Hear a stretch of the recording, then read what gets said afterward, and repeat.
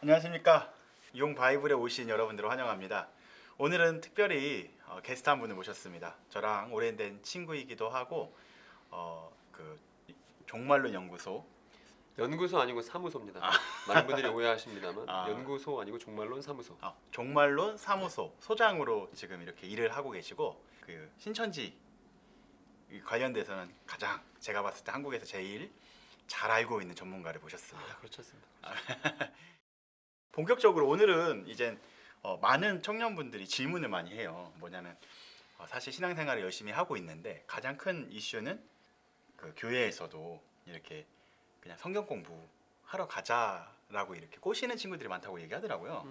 그래서 이제 어떻게 대처를 해야 되는지 그냥 무작정 가지 말라라고만 지금 하고 있는데 그래서 그런 그 현상들이 있는데 우리가 어떻게 그런 질문들이 있었을 때 그거에 대해서 뭐 반응하고 또 여러 가지 이런 그 실제적인 부분들에 대해서 한번 나눠보고 싶어서 한번 모셨어요. 그래서 하나하나씩 한번 풀어가도록 하겠습니다.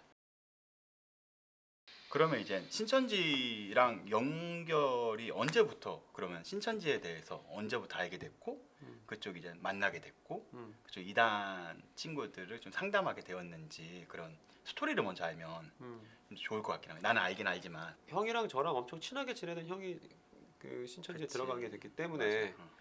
이제 그 형 어떻게든 구해보려고 어. 제가 아무것도 모르는 상황 속에서 음.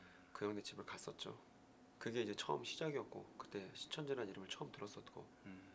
솔직히 말하면 어. 그때 이제 처음 신천지 교인을 만나러 가는 신천지 교인이자 이제 우리의 친구였던 그 그분. 형을 만나러 갈 때는 성경을 잘 몰랐고 그때 저는 철학 연구에 되게 매진을 하고 있었던 때였고 철학 연구. 그러니까 제 개인적인 생각으로는 설득을 할 수 있을 줄 알았어.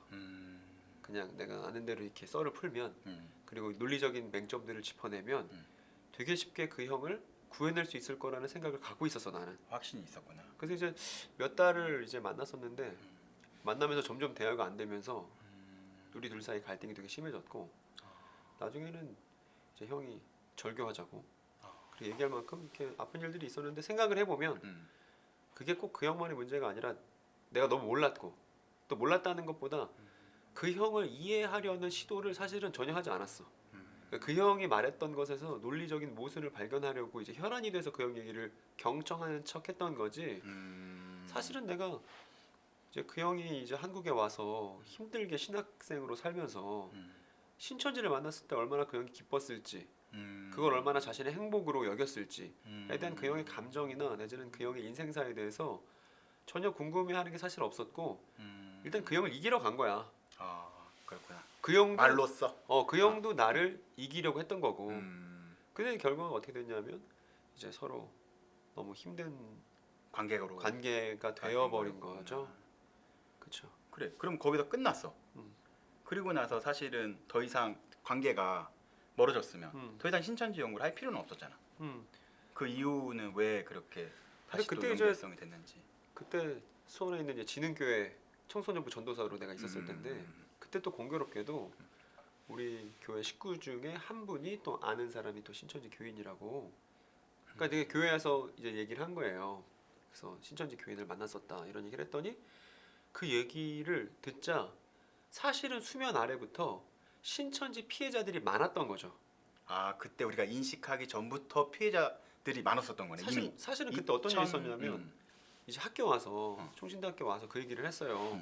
신천지 교인을 만났고 이런 대화를 나눴다.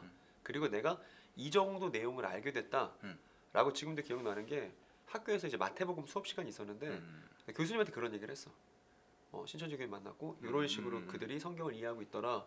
그랬더니 그날 그 마태복음 가르쳐주는 교수님이 강의를 한번 해보라고 앞에 나와서 네가 겪었던 거 네가 알게 된 걸 좀 설명을 해보라고. 그래서 제가 알겠다고 해서 그때 되게 잘 몰랐지만 설있게 알고 있었지만 신천지 교리 중에 하나인 배도멸망 구원이라는 게 있는데 그거를 제가 앞에 칠판 나가서 이제 그려가며 설명을 했어요. 배도 멸망 구원. 이게 신천지식 이제 성경 이해인데 그거를 딱 설명을 하고 이런 집단이 있습니다라고 이제 학교에 소개를 했더니 그날 학우들이 엄청 많이 나를 찾아왔어. 메일도 왔어 심지어. 그러니까 알고 보니까 신천지 문제가 이미 그때부터 불거지고 있었던 거고. 그쵸, 불거지고 있었는데 다만 그게 수면 위로 올라오지 않았을 뿐이었던 거야. 그게 총신대학교에서도 그랬고 제가 그때 심하고 있었던 진흥교회 안에서도 그랬었고 그래서 양쪽에서 그러면 우리 가족도 만나주세요, 우리 친척도 만나주세요, 제 친구도 만나주세요라는 요청들이 있었어요. 그래서 잘 몰랐지만 그래도 호기로운 마음에 조금 배웠다는 그 호기로운 마음에 계속 사람들을 만나고 이야기 나눠보고 만나고 이야기 나눠보고 하는 과정을 제가 원해서 했다기보다는 그런 요청들이 많았기 때문에 자연스럽게 신천지 경험한 사람들을 만나게 되는 일이 있었던 거죠. 그러면 그때랑 지금이랑 그때도 그럼 신천지인이 많았다는 그쵸. 얘기네. 그쵸.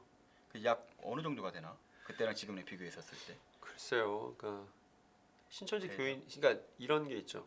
신천지가 원래 수면 아래 있다가 공격적으로 포교를 시도했던, 공격적으로 이제 포섭 활동을 시작했던 지점이 이제 2000년대 초반인데, 그리고 이제 유튜브에서도 신천지 교리를 이제 공개하고 그러면서 훨씬 이제 신천지 교인이 많이 늘었겠죠. 아마 제가 처음 접했을 때는 그런 이제 우리가 2007년도에 학교를 그렇지. 들어갔잖아요. 그러니까 막 이제 공격적으로 포교를 하려고. 그때는 네이버가 보통 많이 있었었지. 네, 유튜브는 없었고. 없었었고 네이버가 대부분이 신천지가 그쵸. 장악을 했었을 때. 그러니까 이제 신천지가 대내적인 어떤 포섭 활동에 열을 올리려고 시작했었던 그 시점이었던 것 같아요. 돌아보면. 그래서 그때 유명했었던 게 바로 알자 신천지? 그런 사이트도 있었죠. 그런 지금 그런 걸 활동하는 통해서. 걸로 알고 있고. 그렇구나. 그래서 이제 신천지에서는 그거 이제 미러링 한다고 진짜 바로 알자 신천지 사이트도 만들어 놓고 그랬었는데, 어쨌든 이제 사회적 문제이다 보니까 자연스럽게 이제 접하게 됐고, 이제 그 시절을 생각하면 처음에 이제 신천지 교인을 알게 됐을 때, 그 형이, 우리가 좋아하던 그 형이 신천지가 됐다는 걸 알게 됐을 때 학교 친구들한테 같이 가자고 했어, 내가. 그래서 같이 가자고. 그냥 만나러 같이 가자고. 근데 우리 학우들이 안 시험 공부해야 된다고, 또 과제해야 된다고 다들 기피하더라고. 무서워서 그런 거 아니야? 그러니까 여러 가지 원인이 있었겠지. 그러니까 사이비 이단이니까 지금 이런 게 있잖아요. 사이비 이단이면 무조건 손절한다 라는 게 어떤 한국교회 안에 근거 없이 그렇지. 있는 통념이라고 생각이 드는데, 그런 게 작동했을 거라는 생각이 들고 다들 각자 자기 일에 바쁘지 않았나. 그러니까 두 가지가 있었지. 뭐냐면은 성적도 중요했었고 졸업을 해야 되니까. 그리고 두 번째는 이단이기 때문에 조금 이렇게 그 소모적인 일이라고 생각했을 수도 있을 것 같아. 맞아요. 그랬을 거예요. 왜냐면 맞아요. 이단을 만나고 나면 사실 맞아요. 진이 빠지잖아. 한 명을 만나고 나서 또 음. 토론해야 되지, 논쟁해야 되지, 뭐 그런 게 유익한 시간만은 아니니까 굉장히 조금 소모되는 시간이라고 생각을 그렇죠. 하지 않았을까라는 그렇죠. 생각 때문에 많이 이렇게 기피했었던 것 그랬을 같은데. 어쨌든 이제 그날 갔어요. 제가. 어. 그날 제가 실수를 많이 했어요. 그러니까 아까 말했던 것처럼 어떻게든 말로 이겨보려고 애를 썼었던 그때가 이제 몇 년도지? 2007년도지 그때도 8년도. 아니에요. 2000 적어도 한 우리가 졸업을 2012년에 했으니까 적어도 11년도에 했으니까 2000 저는 이제 늦게 했지. 휴학을 더 두 늦게 번이나 했지. 했으니까. 그래서 아마 그때가 형 말년이었으면 2010년, 10년 정도 됐겠네. 11년, 10년 뭐 이런 지점인 것 같아요. 그래서 이제 제가 형 만나서 신천지 교인 만나서 실수도 많이 하고 또 지금이라면 지금 사람들한테 이런 문제에 대해서 공론화시키려고 하고 있는 저라면 하지 않았을 행동들을 그때 많이 했는데, 그래도 잘한 게 있다면 찾아갔던 게, 왜냐면 이제 너무 잘 알잖아요. 그렇지. 그 형이 어떻게 그치. 살아왔는지, 또 내지는 어떤 일들을 또 학교에서 그렇지. 어렵게 겪어왔는지를 너무 잘 알고, 또 제가 그 형 이제 학습 스토리를 멘토 뭐 아니까. 이런 것도 했고 막 그래서 너무 잘하니까 그 형이 학교 나오지 않는 그 과정 이유를- 속에 너무 궁금했어. 왜 학교 안 나오지? 근데 궁금해하던 차에 저도 바쁘게 살다가 우연찮게 소식을 들었는데 신천지래. 일단 정황 파악은 해야겠다는 생각이 들어서 이제 갔던 거거든요. 그래서 그 생각을 하면 찾아갔던 것 빼고는 사실 잘한 게 없지만 찾아갔던 게. 그때 당시 우리가 집중했었던 거 신천지라는 이름을 처음 듣고 나서 그때도 박윤선 박사님이신가 뭐 이렇게 신천지에 대해서 다루어 주신 교리 조직신학적으로 이렇게 조금 이렇게 신인 하밀 교류의 잘못된 점, 맹점은 무엇, 신지에 대해서 써주신 것들이 있거든. 그런 거에는 관심이 있었는데 어쨌든 그 교리적으로 잘 이기면은 우리도 되는 줄 알고 있었기 때문에 내가 먼저 신학적인 정립을 잘 하고 나서 그 이후에 신천지인들을 만나야겠다라는 생각을 난 했었다라는 거지. 근데 그게 참 맞는 건지 아니면 그 이제 조직 신학이 나와서 말인데 이게 형 채널의 정체성에 부합하는지 모르겠지만 신천지 교리가 만들어지는 과정이 성경 안에서 단어나 개념들을 추출해서 그 개념들을 연결시켜서 성경과 무관한 전체 세계관, 전체 그림을 만드는 게 신천지 교리를 만드는 방식이었어요. 근데 가만 생각해 보면 우리가 학교에서 배웠던 신학도 방법이 비슷해. 그렇겠지. 그러니까 성경 안에서 어떤 개념들을 갖고 와서 개념들을 정의하고 그 조직화시키고 그 개념들을 조직화시켜서 그다음에 교리 그거를 배우면 마치 내가 다 아는 것처럼 그렇지. 생각했단 말이에요. 신학교 있을 때. 그래서 교단 신학이라고 말하는 조직 신학을 배웠는데 그치. 제가 신천지 교인들을 만나 보면서 느끼게 된 건 신천지 교인이기 이전에 이제 개신교 교인이었고 우리의 교우였고 그럼 신천지의 대부분의 사람들은 다 개신교들만 대부분이 개신교 아니요 지금 또 그렇지 않아졌어요. 이제 신앙생활을 하지 않는 사람들도 신천지에 대거 많이 들어갔는데 그럼에도 불구하고 배경이 그러니까 그렇죠. 기본이 원래 초기에는 이제 교인들만. 교인들을 대상으로 이제 포섭 활동했던 것이 또 신천지 교리였기도 했기 때문에 이제 교회 생활을 경험했던 분들이 신천지에 많이 있었던 거죠. 근데 보면 성경을 이해하고 싶었던 사람들이 되게 많았고 그런데 성경을 이해하고 싶었으나 교회 안에서 그 갈증을 해결하지 못했고 교회 안에서 목회자를 통해 들을 수 있었던 건 조직신학의 단편적인 내용일 뿐 창세기부터 계시록까지 전반적인 이야기, 스토리 그러니까 이건 성경신학인 거죠. 성경신학에 대한 내용은 사실은 들어보지 못한 상황 속에서 잘못된 성경신학 이만희 씨가 성경의 개념들을 갖고 와서 잘못 연결시킨 그 이야기로 창세기부터 계시록까지 이해할 수 있다고 착각하고 그런 교육들을 면밀하게 받다 보니까 신천지 스토리에 신천지 교리 이야기에 매력을 느끼고 자부심을 느끼게 된 게 신천지 교인들의 현 주소라고 생각하게 된 거예요. 그러면 이건 엄밀히 말하면 한국 교회에서 교인들을 제대로 교육하는 일이 있었다면 오늘날 신천지가 이렇게 붉어지지는 않았을 것이다.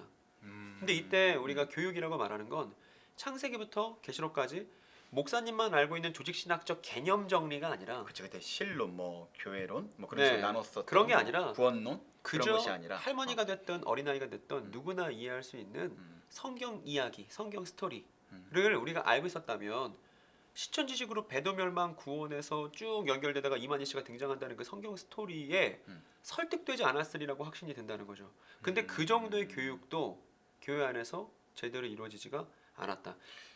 그 정리하면 그런 거네. 한번 이제 들어보니까 그러면 사실상 신천지가 이렇게 좀 클 수 있는 그러한 요소들을 제공한 것이 어쩌면 교회 교육에 있다고 보는 거. 그래서 이제 기본적으로 신천지 교인들이 모략이라고 이제 많이 알려진 모략, 다른 거짓말을, 사람들을 속이고 정체를 감추고 스님 분장을 하고 타로 좀 보는 사람 분장을 하고 우연히 만난 것처럼 하고 뭐 상담사로 위장을 하든지 교수로 위장하든지 그렇게 자기 신분을 감추고 접근한 게 정말 잘못이고 그 모략 포교 때문에 그 모략이라는 방법 때문에 신천지가 급성장한 것도 사실이거든요. 그래서 분명 신천지가 잘못한 게 있지만 신천지가 잘못한다고 해서 이렇게 한국 교회의 큰 위협적인 집단으로 성장할 수 있었던 그 모판의 교회 교육이 제대로 이루어지지 않았던 그런 한국 교회 현실이 그런 모판을 깔아준 것이다라는 게 원인 분석인 거죠. 그러니까 신천지 애들이 잘못했어라는 말만 가지고는 이 문제를 해결할 수가 없는 거예요.